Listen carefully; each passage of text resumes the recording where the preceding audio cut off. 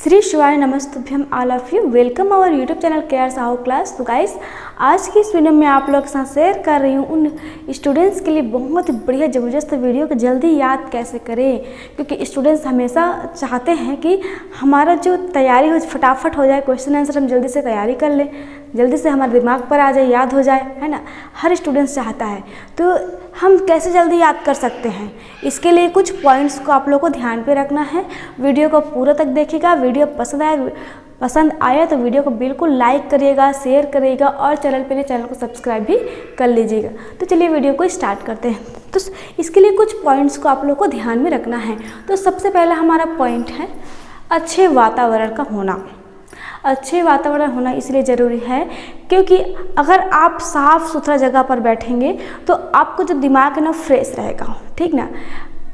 या फिर ये भी कह सकते हैं कि स्टूडेंट्स अधिकतर क्या करते हैं, एक दिन हॉल पे बैठकर पढ़ लिए, एक दिन रूम में बैठकर पढ़ लिए, एक दिन बालकनी में चले गए, एक दिन कहीं और चले गए। तो इस तरह से माहौल को नहीं बनाना है। आप एक जगह को चूज़ कर लीजिए जो एकदम साफ़ सुथरा हो, ठीक है ना, और उसी जगह पर डेली से आप पढ़ेंगे तो आप देखिएगा आपको महसूस होने लगेगी कि आपको उस जगह बैठ करके पढ़ने में मज़ा आता है और जल्दी से आप तैयारी भी कर पाते हैं, ठीक है ना। और दूसरा है लिख कर याद करना।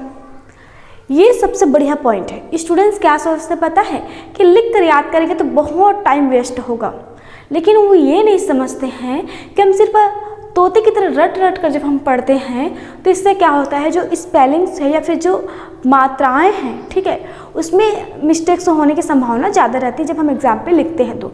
लेकिन अगर हम लिख कर याद करते हैं तो हो सकता है कि एग्ज़ाम्स में वो जो याद किया मुंह पे ना आए, दिमाग पे ना आए, लेकिन आप उस चीज़ को कहीं ना कहीं कुछ भी करके लिख डालो, आपका हाथ ही सपोर्ट कर दे, ठीक है। कहने का मतलब ये है कि लिख कर याद करने से हम जो एग्ज़ाम दिलाते हैं उससे मिस्टेक्स नहीं होती है, मतलब उसमें हम साफ़ सुथरा लिखते हैं, साथ ही स्पेलिंग्स उसकी जो मात्राएं हैं वो भी सही होने की संभावना ज़्यादा रहती है।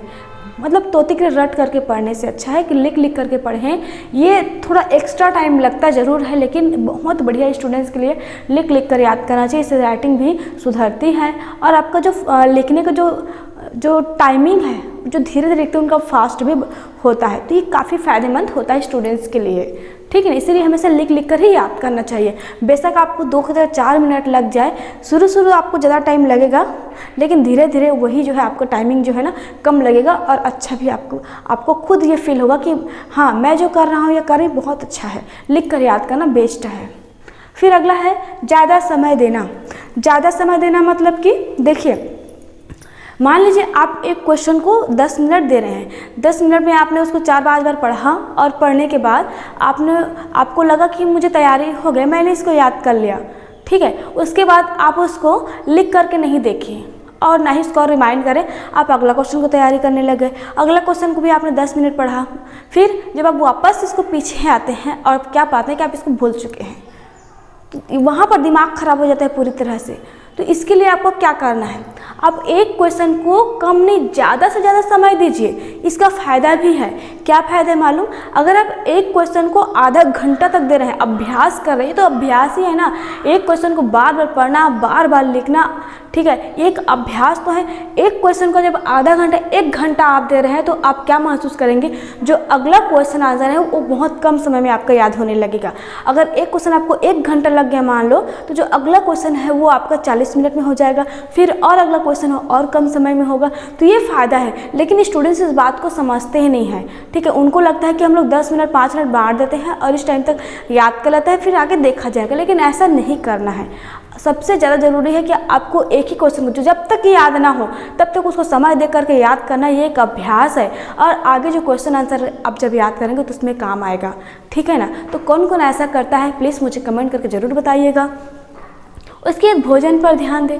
भोजन मतलब आप फिट हैं, स्वस्थ हैं, है ना, तो ये आपके खाना पर डिपेंड करता है। अगर आप अच्छा भोजन कर रहे हैं, खास करके एग्ज़ाम के टाइम, एग्ज़ाम से या थोड़ा पहले बच्चे कुछ भी बाहर के कुछ भी चीज़ खा लेते हैं, इससे क्या है उनका तबीयत ख़राब हो जाता है।